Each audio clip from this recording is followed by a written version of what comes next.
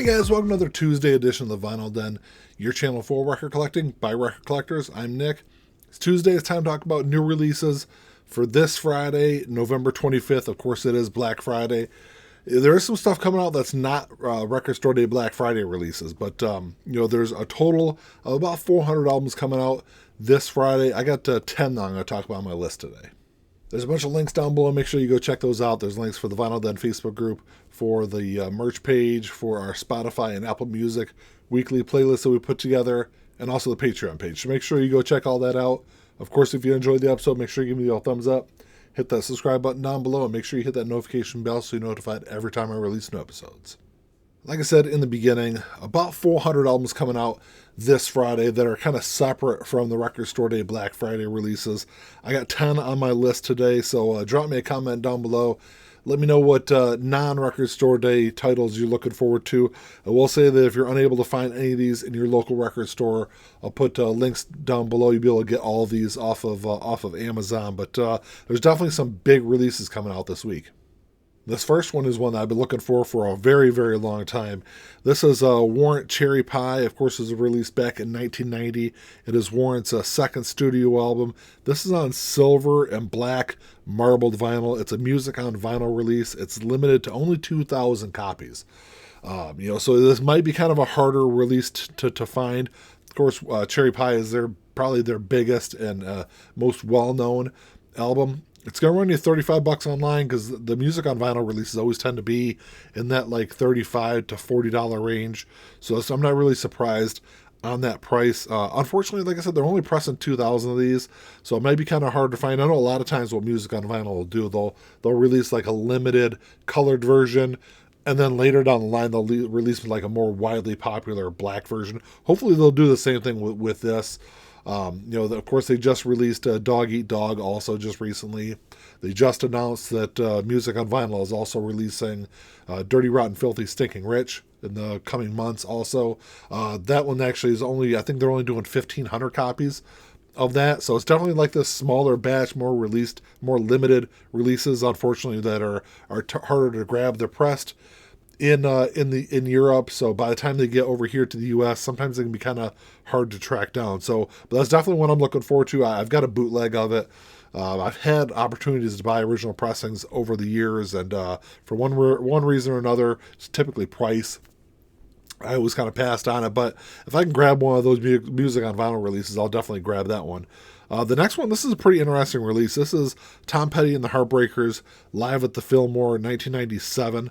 There's actually two different versions of this that they're going to release. One is a 3 LP version that's going to run you $50, and then there's a 6 LP version that's going to run you about $175. So back in 1997, Tom Petty and the Heartbreakers, they played 20 shows, like a 20-show stretch at the Fillmore, and 6 of those shows were professionally recorded. So the 3 LP set is basically a highlights package of those 6 shows. It includes 33 tracks, 18 of which are covers. And then the 6 LP set includes 58 tracks, and 33 of those are covers. So they did a lot of covers over those shows. I'm really interested in this release. I probably won't drop the money on it initially because it's Record Store Day Black Friday also, so I'll probably be spending a lot at the record store that day. But if I can grab this down the line for a little bit cheaper of a price, I'll definitely grab that one because I love Tom Petty. In that like mid-90s period, he was at his absolute peak. This week you got a couple of female artists having some big releases also.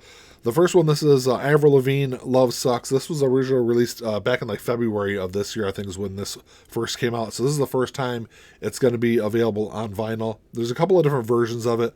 There's a black version that's going to run you about $21.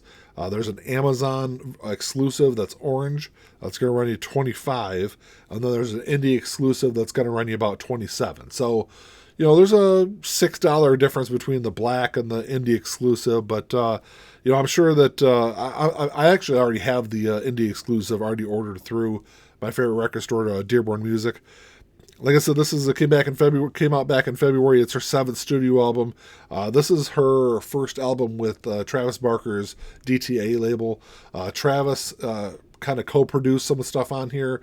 John Feldman and Mod Sun did a lot of the production work on this album. It's actually a really good album. It's got Machine Gun Kelly features on there. Mark Hoppus is on there. Black Bear is on there. So some really good tracks. I think it's definitely Avril's probably most punk rock album of her career. It's the one that I've definitely been looking forward to grabbing on vinyl. And then you've also got Left of the Middle by Natalie Imbruglia being reissued this week. This first came out back in 1997. It's the 25th anniversary of her debut album. It's only $35 online.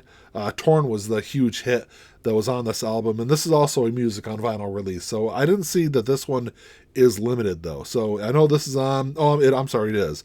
It's limited to 2,500 copies, and it's on translucent blue vinyl. So it's one that I definitely need to kind of go back and re-listen to that whole album. I remember listening to a couple of tracks off it and really liking it back when it first came out, but I need to kind of listen to the whole thing over again.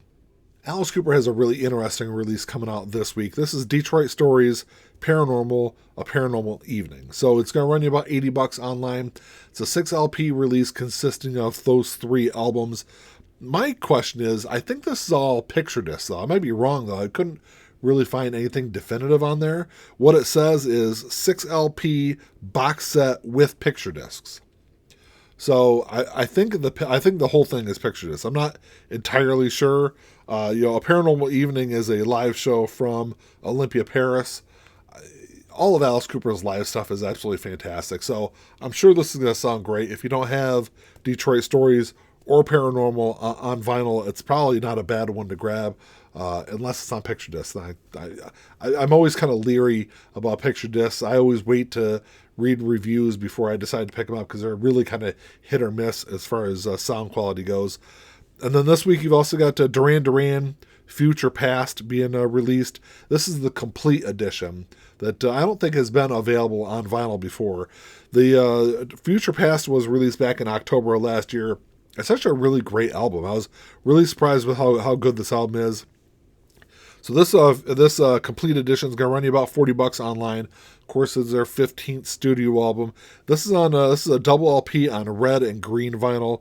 This has 3 additional bonus tracks that wasn't originally released with Future Past when it came out last year. So I don't have Future Past on vinyl. I've just streamed it a few times, so I might grab that one also.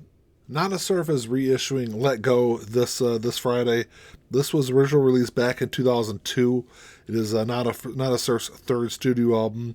This is a 20th anniversary of this release, and it's on turquoise vinyl. I will say that it's really interesting because this album was I thought it was actually released in 2003 when I first started looking at this. I was like, why is it a 20th anniversary release? I didn't know that it was actually released in the UK in 2002. It didn't come out until like February or March in the US until 2003. So I was really kind of confused with that one at first. It's only $33 online. I will say that I think High Low is the only Nada Surf album I've ever listened to, and that's actually a really good album. They're one of those bands I need to kind of go back and dig through more of their albums and give that at least stream that one and check it out. And then you've also got Slaughter, Stick It To You being reissued. This was originally released back in 1990 as their debut album. It's on red or gold vinyl. There's 2 different versions of it available. Both of those are going to run you $37. And this is a reissue of the 2020 release. So it was in 2020 it was released both as the gold and the red version. So it's the exact same pressing that was released a couple of years ago. This one, I thought this actually came out a couple of weeks or a month or so back, but I guess it got pushed back until Black Friday. But it's Slaughter is another one of those kind of glam rock bands I never really got into, but I need to kind of go back and check out their albums. The last 2 on my list are kind of along the same lines as that Slaughter released. 2 albums from a band that I'm not really all that familiar with, but I need to kind of go back and re-listen to their stuff. The first one and they're both from the same band. So the first one, They Might Be Giants' self-titled debut album from 1986. It's going to run you $24 online. It's interesting because I know, I think I've only heard some stuff off of their later stuff where they were kind of more traditional kind of rock, but I read some reviews on their debut album. One of the reviews said it was a mixture of it was kind of mixed between art pop, country, and polka, which I thought was a really kind of odd. I know their first album was very kind of eclectic, but I thought that was a really kind of odd way to describe the music. I definitely need to, like I said, kind of go back and check it out. And then the this next one, this was Apollo 18. This was They Might Be Giants' fourth studio album, released in 1992. Celebrating his 40th anniversary release. There's a couple of different versions available. There's a picture disc that's going to run you about $23 online. And then there's this really cool black and white smush, I think is what I generally kind of call that kind of design. That's going to run you about $26. And like I said, this is the album. Apollo 18 was the album where they kind of moved into the more kind of traditional kind of rock sound. But, both those albums, Apollo 18, I think I've heard a couple of tracks out there. I don't think I've ever heard anything off their debut album. So I need to kind of go back and kind of rediscover those albums. Well, that's all I got for you today, guys. Thanks for checking the show out.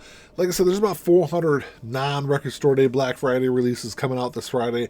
I talked about 10 of them, so make sure you drop me a comment down below. Let me know what else you're looking forward to this week. Because like I said, even though there's not a lot of stuff, there's some really big releases, at least in my mind, coming out this Friday. So let me know what you guys think. If you enjoyed the episode, make sure you give me the old thumbs up. Hit that subscribe button down below. And that's all I got. Until next time, keep on spinning. Peace.